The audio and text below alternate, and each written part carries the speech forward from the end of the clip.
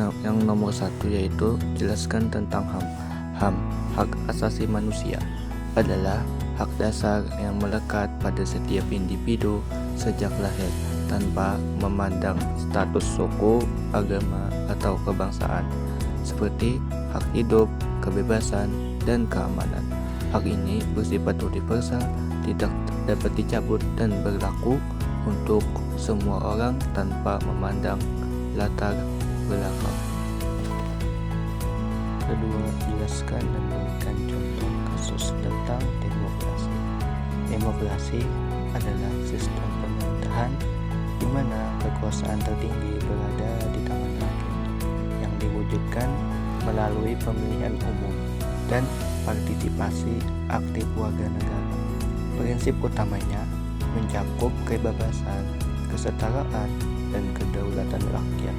Contoh seperti pemilu di Indonesia, yang mana itu dilakukan setiap 5 tahun sekali. Pemilu serentak 2024 adalah contoh nyata penerapan demokrasi. Rakyat Indonesia memilih presiden, wakil presiden, dan anggota legislatif secara langsung. Dalam proses ini, rakyat memiliki kebebasan untuk menentukan pilihan tanpa paksaan, sesuai prinsip demokrasi. Bagaimana pendapat Anda tentang otonomi daerah? Otonomi daerah memberikan kebebasan kepada daerah untuk mengatur urusannya sendiri yang dapat meningkatkan kesejahteraan masyarakat lokal asalkan dikelola dengan transparansi. Otonomi daerah adalah kebijakan yang memberikan wewenang kepada daerah untuk mengatur dan mengelola urusan pemerintahan sendiri sesuai dengan kebutuhan dan potensi lokal. Saya melihatnya sebagai langkah positif untuk mempercepat pembangunan dan pemerataan, karena daerah lebih memahami kebutuhan masyarakatnya. Namun, tantangannya terletak pada pengawasan agar tidak terjadi penyalahgunaan wewenang, korupsi, atau ketimpangan dengan manajemen yang baik. Jelaskan tentang masyarakat madani. Masyarakat madani adalah masyarakat yang menjunjung tinggi nilai-nilai demokrasi, toleransi, dan partisipasi aktif dalam pembangunan. Masyarakat madani merujuk pada masyarakat yang beradab, mandiri, dan demokratis, dan menjunjung tinggi nilai-nilai keadilan, toleransi, serta hak asasi manusia. Konsep ini sering dikaitkan dengan kehidupan sosial yang berlandaskan hukum, partisipasi aktif, dan kesadaran kolektif untuk membangun harmoni.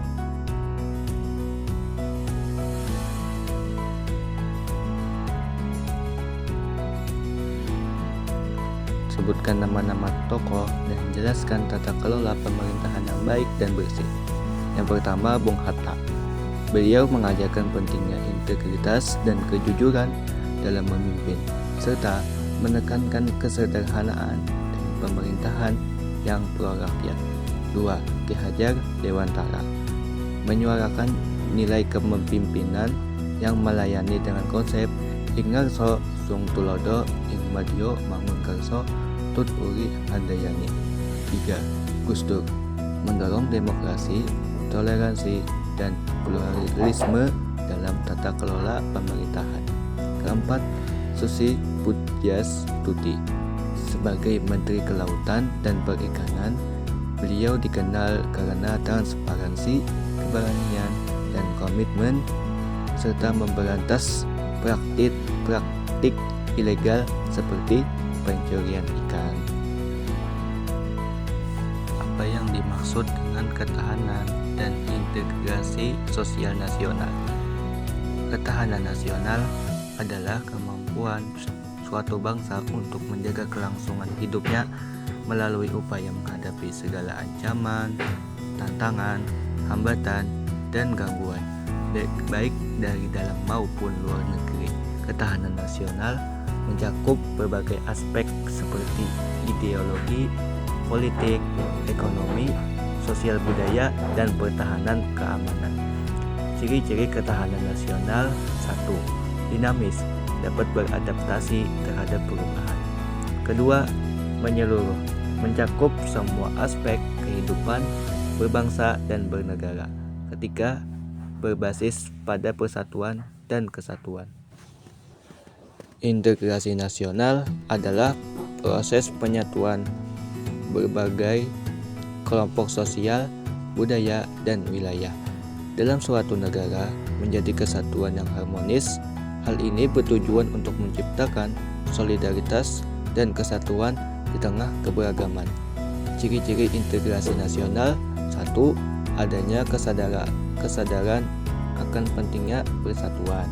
Kedua, pengakuan terhadap keberagaman suku, budaya, dan agama. Ketiga, terjalinnya kerjasama antar individu dan kelompok. Hubungan ketahanan dan integrasi nasional itu, ketahanan nasional yang kuat membutuhkan integrasi nasional yang kokoh, karena persatuan adalah fondasi utama untuk menghadapi ancaman. Sebaliknya pula, integrasi nasional dapat tercapai jika ketahanan dan aspek sosial, budaya, dan politik terjaga. Menurut pendapat Anda, apa yang dimaksud dengan wawasan Nusantara?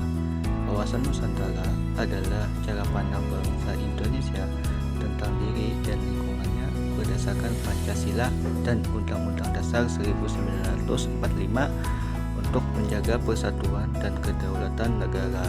Wawasan Nusantara adalah pandangan hidup yang mengutamakan persatuan dan kesatuan Indonesia dengan memperhatikan keberagaman budaya, suku, agama, dan bahasa di seluruh wilayah Nusantara. Konsep ini menekankan pentingnya kesadaran bahwa Indonesia adalah sebuah bangsa yang terdiri dari berbagai pulau serta mendorong rasa cinta tanah air dan kebersamaan dalam keberagaman.